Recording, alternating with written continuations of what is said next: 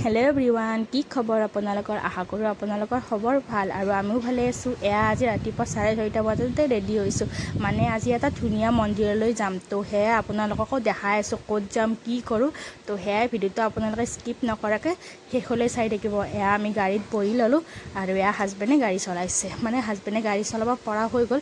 তো সেয়াই আৰু মন্দিৰটো পিছে দূৰ আছে, 3 ঘণ্টাটো লাগি যাব। তো সেয়া আপোনালোকে ভিডিঅ'টো চাই থাকক। আমি ব্ৰহ্মপুত্ৰ ব্ৰিজ আহি পালোঁ। পিছে ব্ৰিজখন কিন্তু বহুত ধুনীয়া লাগে ন গুৱাহাটী। তাৰপিছত আৰু গৈ আছোঁ। তাৰপিছত দাদা এজনো গৈছিল পিছে। তাৰপিছত ধুনীয়া সেউজীয়া মানে গছবোৰ দেখিলে ইমান ভাল লাগে মনবোৰ। তো সেয়াই অলপ ভিডিঅ' বনাইছোঁ। আৰু আমি খানাপাৰা আহি পালোঁ। পিছে আৰু গছৰ মানে ৰাস্তাৰ কাষত যে গছবোৰ থাকে, এইবোৰ দেখিও বহুত ধুনীয়া লাগে। আৰু আমি ৰাস্তাত ৰখি কিনে অকণমান ফটো উঠিলোঁ। আৰু দেখিছে মানে মাৰ কি হৈছে, মানে খিৰিকীখন খোলা আছিল। তো খিৰিকী দি বতাহ আহে নহয়, তো চুলিবোৰ এনেকুৱা হয়ে আৰু।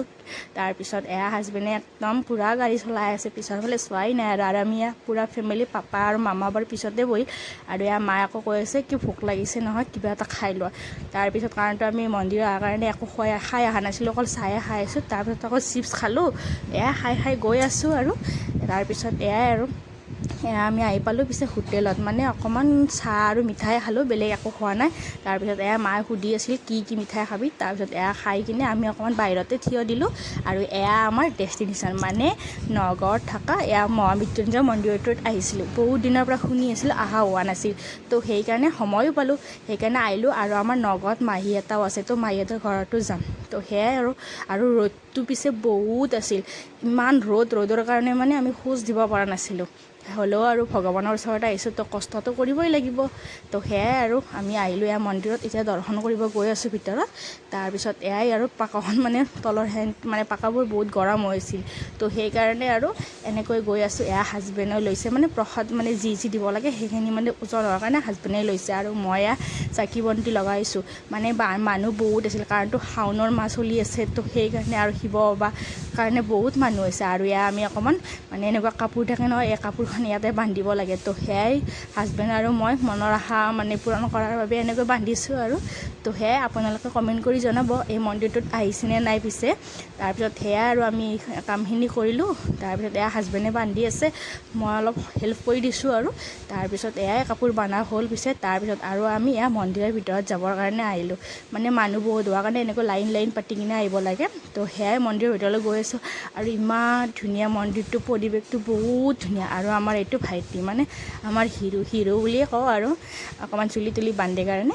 তাৰপিছত আৰু আমি এনেকৈ চিৰিবোৰ পাৰ কৰি গৈ আছোঁ। আৰু মন্দিৰৰ ভিতৰত বহুত মানুহ হৈছিল। তলেও আৰু মন্দিৰ মানে পূজা দৰ্শন কৰিবৰ কাৰণেতো অলপতো ভিৰ ভাৰ হ'বই ন। তাৰপিছত হাজবেণ্ড আৰু মই এনেকৈ লাইন পাতি গৈ আছোঁ। মা পাপাহঁত বাৰু আগে গৈ আছিল। তাৰপিছত আমি মন্দিৰৰ ভিতৰত সোমালোঁ, সেৱাও কৰিলোঁ। কৰি কিনে এতিয়া বাহিৰত যাম আৰু প্ৰসাদ দিব আছে। তো ইয়াতে প্ৰসাদবোৰ দিলে তাৰমানে যেনেকৈ নাৰিকল এটা দিলে, নাৰিকলটো অকণমান ৰাখি বাকীখিনি দি দিয়ে। তাৰপিছত আমি মন্দিৰৰ পৰাই মাহীহঁতৰ ঘৰলৈ আহিলোঁ। তাৰপিছত মাহীহঁতৰ ঘৰত ভিডিঅ' বনোৱা নহ'ল। আৰু মই অকণমান ড্ৰেছটো চেঞ্জ কৰি এতিয়া ঘৰলৈ আহিলোঁ। আৰু গধূলি মানে 5:30-6টামান হৈছে। আৰু আমি আহোঁতে 9:10 বাজিছে। আৰু নেক্সট মৰ্ণিং মানে ভিডিঅ'টো মানে ছুটি হোৱাৰ কাৰণে মানে নেক্সট মৰ্ণিঙৰ ভিডিঅ'টো লগাই দিছোঁ। আৰু মই গা পা ধুলোঁ, আকৌ চব্জি কাটিব লৈছোঁ।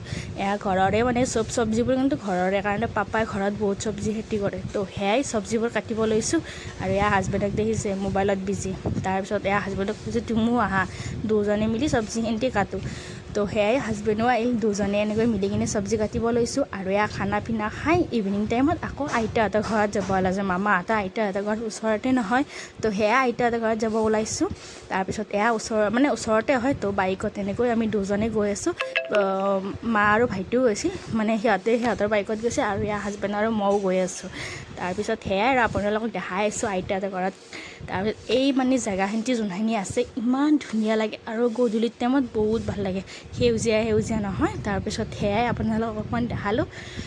আৰু এয়া আইতাহঁতৰ ঘৰ আহি পালোঁ পিছে তাৰপিছত এয়া ৰাস্তাতে থিয় দি আছিলোঁ আৰু মানে আইতাই কৈছে ব'ল ঘৰত মই যাওঁ ৰ তাৰপিছত এয়া আমি আকৌ আইতাহঁতৰ ঘৰত টিঙৰ ওপৰত উঠিলোঁ ভাইটি আৰু মোৰ পিছে ভয় লাগিছে মই কৈ আছোঁ টিংখন লৰি আছে পৰি যাম তাৰপিছত এয়া আইতাহঁতৰ ঘৰ মানে আইতাহঁতৰ ঘৰ দুটামান মানে চাপৰ হ'লে ওখ ঘৰটোৰ পৰা এনেকৈ মানে চাপৰ ঘৰটোত উঠিব পাৰি তো সেইকাৰণে মই অকণমান উঠিলোঁ আৰু মায়ে আৰু হাজবেণ্ডে কৈ আছে কি সৰু চলি তৰে এইবোৰ কৰি আছে আৰু তাৰপিছত আকৌ আমি ৰুমত আহিলোঁ আহি কিনে মা আৰু আইতা চাহ বনাব ল'লে তো আমি এনেই বহি আছোঁ আৰু তাৰপিছত হাজবেণ্ডকো মাতিলোঁ এয়া হাজবেণ্ডেও আহিল তাৰপিছত মা আকৌ চাহ বনাব গ'ল তাৰপিছত এয়া চিঙৰা আৰু চাহ লৈ আহিল তাৰপিছত এয়া মায়ে আকৌ চিঙৰা কৈ আছে আৰু খাই ল ঠাণ্ডা হৈ যাব তাৰপিছত এয়া গৰম চিঙৰা খাই ভালো লাগে তাৰপিছত এয়া খাই কিনে আমি আকৌ আহিলোঁ ঘৰলৈ এতিয়া পিছে 5:30 6টামান বাজিছে তাৰপিছত এয়া আহি পালোঁ আৰু আহি কিনে এনেকৈ বহি আছোঁ আৰু গোটেইকেইটা মাও ভাইটি পাপা মই এনেকৈ বহি কিবা কিবি কথা পাতি আছোঁ মানে